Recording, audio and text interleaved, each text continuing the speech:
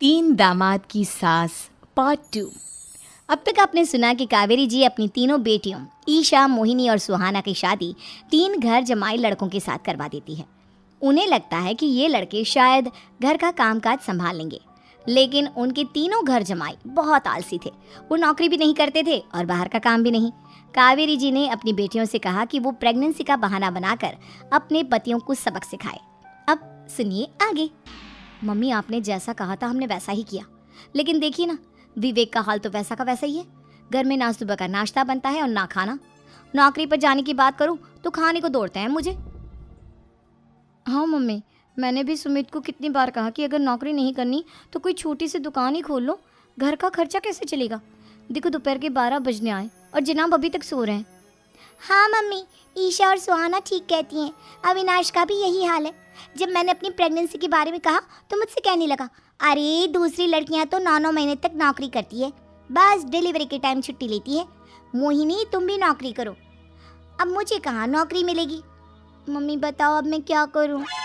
हे भगवान, क्या सोचकर घर जमाई दामाद लाई थी मैं कि मेरी बेटियां मेरे पास रहेंगी और खुश रहेंगी, लेकिन इन आलसी दामादों ने तो हमारी ज़िंदगी को भी प्रॉब्लम में डाल दिया है। मैं तो कहती हूँ मम्मी, हम लोग वापस अपनी जॉब पर जाना शुरू कर देते हैं। बता देते हैं इन लोगों को कि हमने प्रेगनेंसी का बहाना किया है। नहीं नहीं बेटा, ऐसी गलती भी मत करना। अगर तुमने ऐसा किया तो इन तीनों की आदत और ख़राब हो जाएगी। अरे आज नहीं तो कल कभी तो तुम प्रेग्नेंट होगी, तब वापस यही प्रॉब्लम आएगी। तब क्या करोगी तुम तीनों? हाँ मम्मी, आपकी बात तो बिल्कुल सही है। इन लोगों को तो सुधारना ही पड़ेगा। लेकिन कैसे? अपने बच्चों के आने की खबर सुनकर भी इन लोगों पर कोई असर नहीं हो रहा। पैसे कमाने के लिए घर से बाहर निकलना ही नहीं चाहते ये तीनों। अब मेरे दिमाग में एक प्लान आया है। तुम तीनों चिंता मत करो, उन तीनों को बुलाओ, फिर मैं बात करती हूँ। थोड़ी देर बाद कावेरी जी अपने तीनों दामादों को सामने बुलाकर अपनी बात कहना शुरू करती हैं। अविनाश, सुमित और विवेक, देखो बेटा, मैं ना तुम तीनों से बड़ा प्यार करती हूँ, इसीलिए तो तुम्हें घर जमाई बना कर रखा है मैंने। अरे मम्मी जी, सीधे सीधे कहिए ना, क्या बात है? प्यार तो हम भी आपको बहुत करते हैं। अरे मम्मी जी, आपकी इज्जत भी बहुत करते हैं। अरे भाई, आपके जैसी सास और कमाने वाली बीवी सबको मिलती है क्या?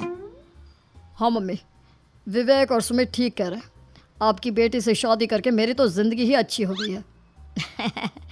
जानती हूँ मैं, और ये भी जानती हूँ कि तुम तीनों अपने अपनी बीवियों से बहुत प्यार करते हो। बेटा, बात ऐसी है कि हमारे कुल गुरु ने कहा है कि प्रेग्नेंट होने के बाद मेरी तीनों बेटियां शुरू के 4 महीने हमारे गांव में जाकर रहेगी, जहां मेरे चाचा जी रहते हैं। अरे लेकिन क्यों मम्मी, गांव में जाकर रहने की क्या ज़रूरत है इन तीनों को? वो क्या है ना बेटा, हमारे परिवार को एक श्राप है।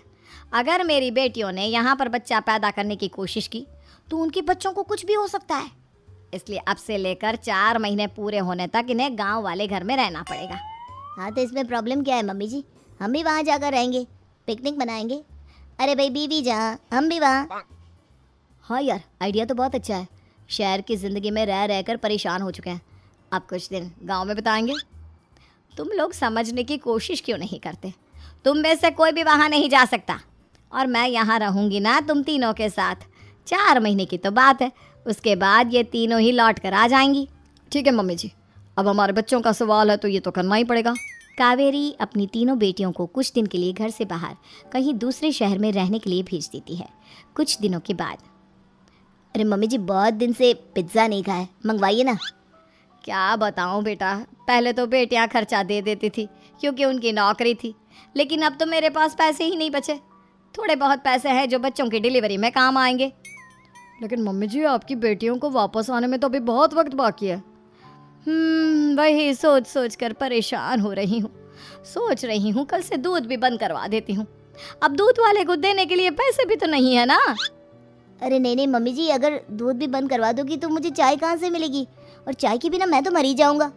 क्या करूँ बेटा, इसके अलावा हमारे पास कोई ऑप्शन नहीं है। मेरे पास पैसे ही नहीं बचे। इस तरह कावेरी जी धीरे धीरे अपने तीनों दामादों को पैसे देना बंद कर देती हैं और घर में खाने पीने की चीज़ें लाना भी बंद कर देती है। अब वो तीनों बुरी तरह से परेशान होने लगे थे, और इसलिए एक दिन तीनों प्लान करके घर से बाहर निकलते हैं। और बाजार में जाने के बाद, यार अच्छा खाना खाए हुए कितने दिन हो गए, पता नहीं कब अच्छा खाना मिलेगा।